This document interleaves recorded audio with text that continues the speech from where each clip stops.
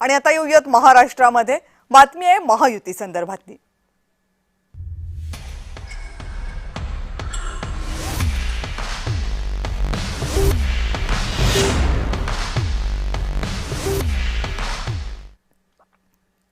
महायुतीमध्ये सध्या सगळं काही आलबेल आहे असं म्हणता येणार नाही। रोज काही ना काही कारणांना कुरबुरी ऐकू येतात। कधी विधान परिषदेच्या जागा वाटपावरून, कधी नवी मुंबई विमानतळावरच्या सरकारी कार्यक्रमाचं शिंदेंना निमंत्रण मिळालं नाही म्हणून, कधी नवनीत राणांच्या कथित राज्यसभेच्या उमेदवारीवरून।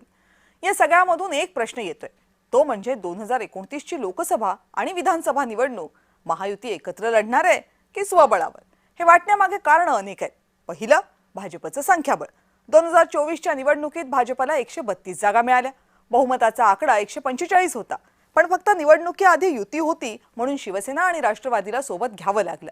2024 मध्ये 132 जागा असताना 2029 मध्ये 13 जागा वाढवण्यात अडचण काय येऊ शकते, हा विचार भाजपच्या वरिष्ठ नेत्यांनी नाही केला तरच नवल। दुसरं कारण म्हणजे भाजपचा शतप्रतिशतचा नारा।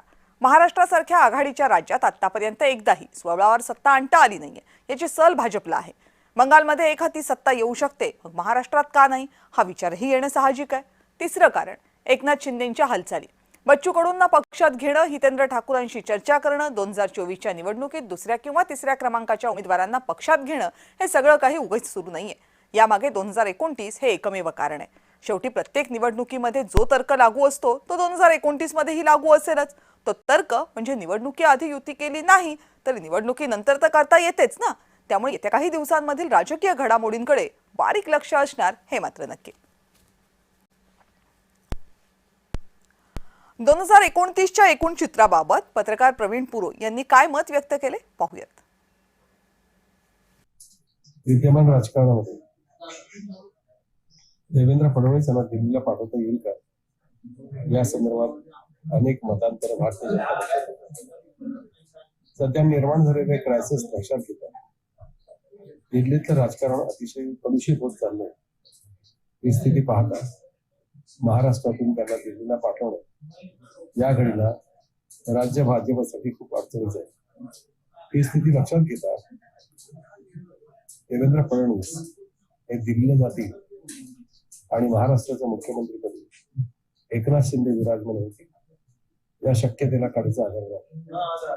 तथापि त्यांच्या आमदार आणि मंत्र्यांकडून ही मागणी होणं स्वाभाविक आहे आणि एकनाथ शिंदे हे मुख्यमंत्री व्हावेत अशी अपेक्षा करणारे नेते गेल्या काही काळापासून सातत्याने ही मागणी लावून धरत आहे। एकनाथ शिंदे मुख्यमंत्री झाले तर महाराष्ट्राचा कायापालट होईल अशी त्यांची धारणा आहे।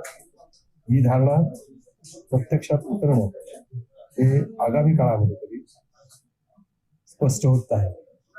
तथापि भारतीय जनता पक्षाने आता या मागणीनंतर कान टवकारले, त्यांच्या नेत्यांचेही आता लक्ष या सगळ्या मागणीकडे दाखवलं।